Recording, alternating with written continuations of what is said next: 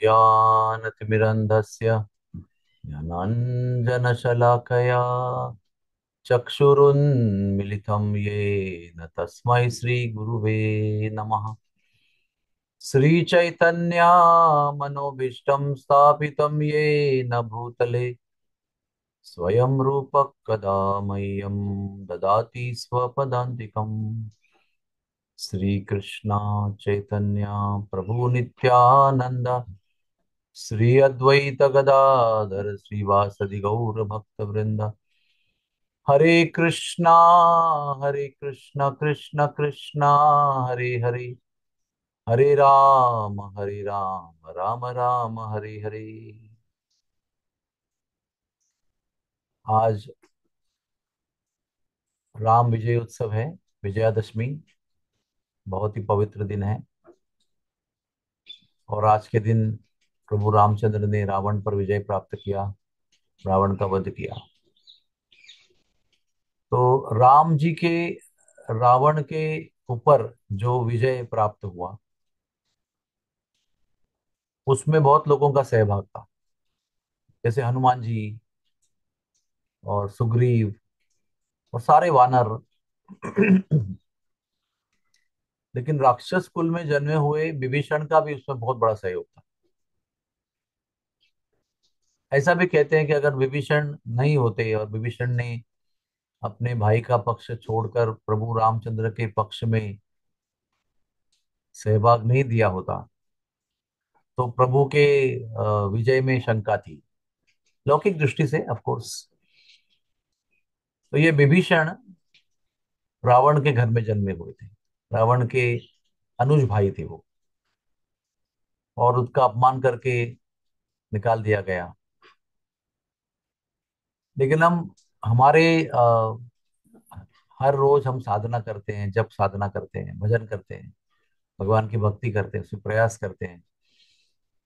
थोड़ा सा हम विभीषण के स्थिति पर चिंतन करेंगे।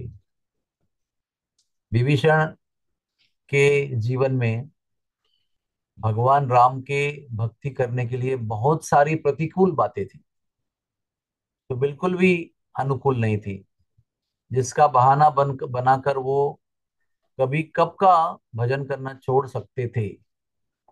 तो सबसे पहला नेगेटिव पॉइंट क्या था उनके जीवन में, कि वो राक्षस कुल में जन्मे थे।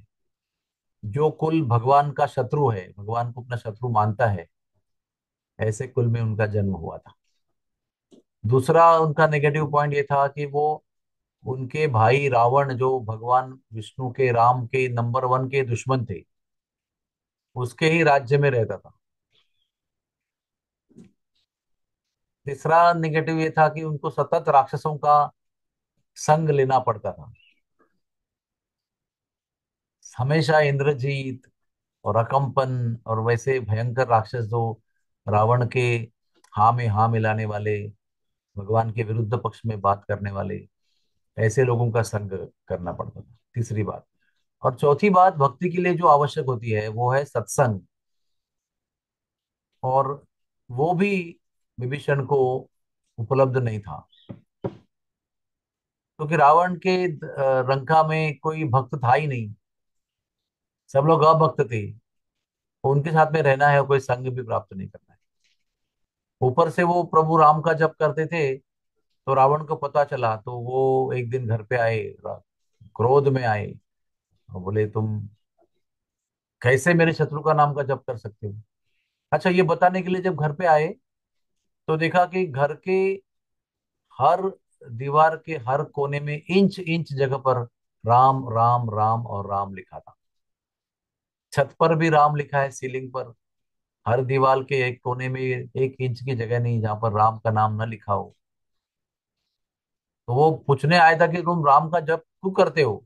तो देखा कि केवल राम का जप नहीं करते, लेकिन कुटिया के घर के हर आंगन में, हर हर कोने में दीवार पे राम का नाम लिखा है। तो वो क्या कहते हैं, अरे भैया, ये तो आपका ही नाम लिखा है। बोले कैसे? बोले, रा का रावण और म मंदोदरी, आपका और भाभी का ही नाम लिखा है मैंने शॉर्ट में। तो आप सोच सकते हैं कितना विरोध, कितना प्रतिकूल अवस्था। लेकिन ऐसे भयंकर प्रतिकूल अवस्था में भी विभीषण ने कभी भगवान की भक्ति नहीं छोड़ी, कभी नाम जप नहीं छोड़ा, कभी साधना नहीं छोड़ी। और उनका जो दृढ़ निश्चय था वो इतना श्रेष्ठ था कि उन्होंने एक समय पर ये निर्णय लिया कि बस अभी अभी मैं भैया के साथ नहीं रह सकता हूँ, अब मैं प्रभु राम के पक्ष में जाऊंगा। वहां पर भी उन पर संदेह किया गया, ये राक्षस का पक्ष का व्यक्ति है, शायद दूत बनकर आया होगा, यानी संशय का जाल उनके ऊपर बुना गया, नहीं देना चाहिए आश्रय। कितने संकट आए देखो उनको, उनका जन्म, उनकी स्थिति, उनकी जो अवस्था थी वो कितनी प्रतिकूल थी कि भक्त लोग के पास वो शरण लेने के लिए आ रहे हैं, लेकिन भक्त लोग ही कह रहे हैं कि मत शरण दो इनको, क्योंकि ये विश्वसनीय नहीं है, ये विश्वास करने योग्य नहीं है। ये दूत बन के आया होगा, शायद हमारे अंदर की बात जानकर हमारे अंदर घुसकर पूरी खबर पहुंचाएगा रावण को और हमारा विध्वंस कर देगा। तब हनुमान जी ना होते तो उनको अंदर लेना ही मुश्किल था। तो मैं ये बताना चाहता हूं कि एक प्रभु राम की भक्ति करने के लिए विभीषण ने कितने कष्ट उठाए, कितने कष्ट उठाए। और हम लोगों के पास में भगवान के भक्तों का संग है ना, हम लंका में रहते हैं, हम भारत देश में रहते हैं, यहाँ पर भक्ति के लिए अनुकूल वातावरण है, हमारे परिवार के लोग भक्त हैं, हमारी गुरु जी हमारे संग में होते हैं, उनकी प्रवचन हम सुनते हैं, हम कीर्तन कर सकते हैं, हम जुलूस निकाल सकते हैं, शोभा यात्रा निकाल सकते हैं, मंदिर में जा सकते हैं। चाइना में तो लोगों को मंदिर नहीं है, सत्संग नहीं, सब भूमिगत होता है, अंडरग्राउंड। इतनी प्रतिकूल अवस्था में विभीषण जैसे अवस्था में चाइना के, जापान के लोग, हांगकांग के लोग भक्ति करते हैं। और मेरा ऐसा विचार है और मेरी अनुभूति ऐसी है कि वो हमसे कई गुना अधिक प्रगति करते हैं, क्योंकि वो प्रतिकूल परिस्थिति का बहाना बना के हाथ पे हाथ रख के बैठने जाते हैं, वो संघर्ष करते हैं। और वो प्रतिकूल स्थिति में संघर्ष करने से उनको बहुत ज्यादा आध्यात्मिक शक्ति प्राप्त होती है, इसलिए वो बहुत सुंदर जप कर सकते हैं।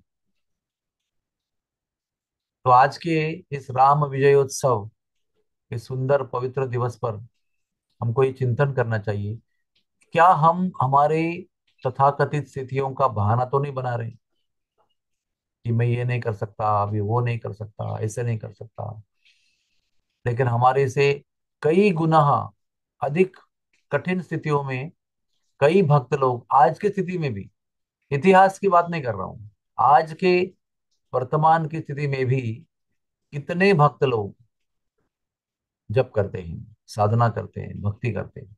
उनके घर में विरोध है, उनका पति भक्त नहीं है, उनकी पत्नी भक्त नहीं है, उनके सास ससुर भक्त नहीं है, उनको विरोध करते रहते हैं।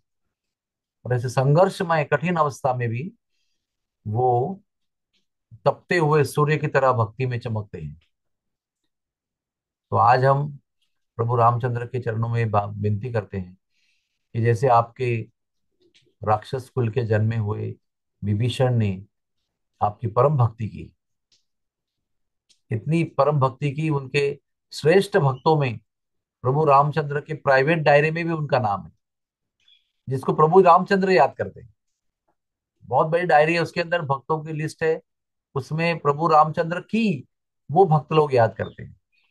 लेकिन वो डायरी ऐसी है एक, जिसमें प्रभु रामचंद्र जिसकी याद करते हैं, जिसका स्मरण करते हैं, उनकी लिस्ट है, उसमें विभीषण का नाम है। और हमारे यज्ञ में भी जब हम यज्ञ करते हैं तो वैष्णव होम में विभीषण को भी आहुति अर्पण करते हैं। इतनी महान स्थिति है विभीषण की। तो आइए राम विजयोत्सव में बहुमूल्य सहभाग देने वाले इस परम वैष्णव भक्त विभीषण को हम वंदन करते हैं और उनकी उनके प्रति धन्यवाद प्रस्तुत करते हैं, और उनके चिंतन में हमारे जप को, हमारी साधना को श्रेष्ठ बनाते हैं। हरे कृष्णा कृष्ण कृष्ण हरे हरे, हरे राम राम राम हरे हरे।